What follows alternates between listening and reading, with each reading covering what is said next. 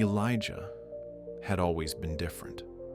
While other kids in his neighborhood played video games or ran through the streets, he sat under the old oak tree in his backyard, sketchbook in hand, lost in a world of colors and creativity.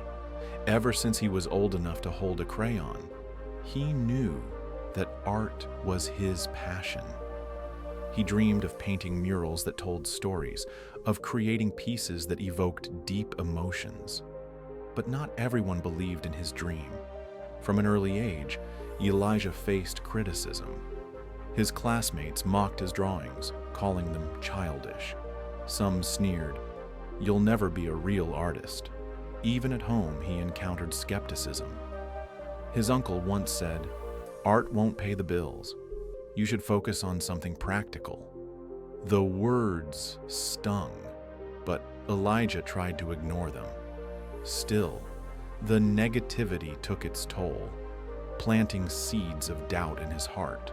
One day, after a harsh encounter at school, Elijah sat on a park bench, flipping through his sketchbook with heavy hands. He had started to believe the voices of his critics. Just then, an elderly man sat beside him, his eyes filled with wisdom. "What's troubling you, son?" the man asked. Elijah hesitated before sighing. "I love to draw, but everyone tells me I'm not good enough, that I should give up." The man chuckled softly. "People will always have opinions, but their words say more about them than about you." Elijah frowned. The man continued, "When people see someone chasing a dream, it reminds them of the dreams they abandoned. It's easier to bring you down than to face their own regrets." Elijah had never thought of it that way. "So, what should I do?" he asked. The man leaned back. "Decide whose voice matters. If you love art, let that love be louder than the negativity. Set boundaries. Surround yourself with those who uplift you. And most importantly, keep creating." Those words stuck with Elijah.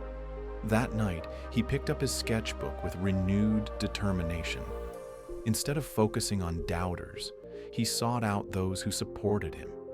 His kind neighbor, Ms. Lane, who admired his work. His little sister, who begged him to draw her favorite characters. And his art teacher, who encouraged him to enter a local competition.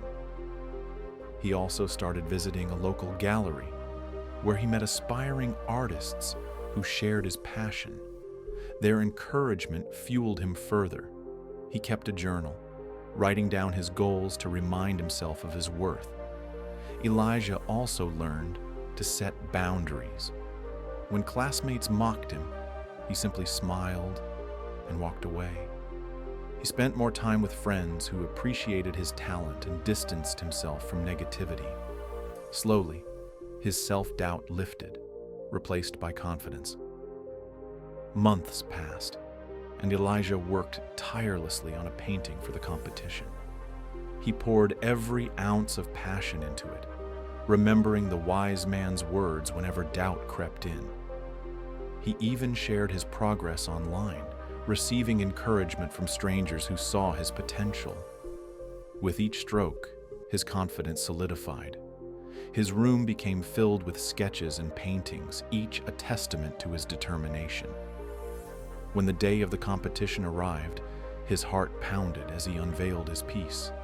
A mural of a young boy standing tall amidst a storm, unshaken by the winds around him.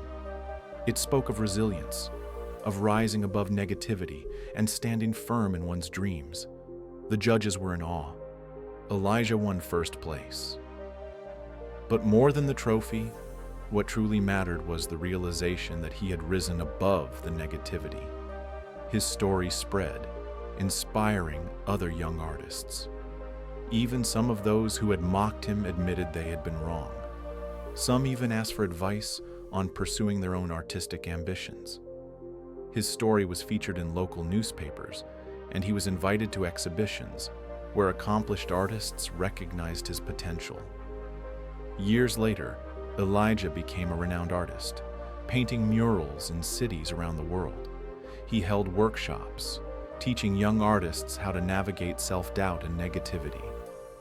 He started an online platform to mentor aspiring artists, ensuring no dreamer felt alone. But he never forgot the lesson he had learned. Negativity is often a reflection of others' struggles, not one's own worth. And as long as he believed in himself, no words could ever take that away.